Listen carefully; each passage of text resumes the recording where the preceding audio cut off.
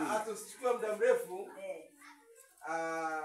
Baada ya ile barua tuliendelea kuwasiliana na viongozi wenu na walezi wenu.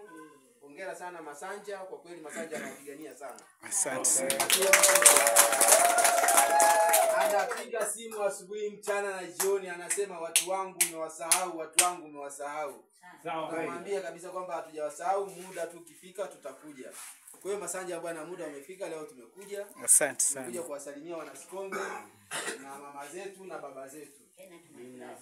Sasa wameniagiza kwamba kwa leo, kutokana na ile barua yenu, mganga mkuu yuko hapa mkoa, mganga mkuu wa wilaya yuko hapa, afisa ustawi wa wilaya yuko hapa. Tukasema sio mbaya tuje tuwasalimie na tuaje na vile vitu ambavyo mliviomba. Nakumbuka mliomba mabeseni, si ndio? Ndio. Mkaomba mafuta. Mkaomba na nini? Na sabuni za si ndio jamani? Ndio vitu vitatu ambavyo nakumbuka niliondoka navyo hapo. Kwa hiyo naombeni tusichukue muda mrefu, kama ikiwezekana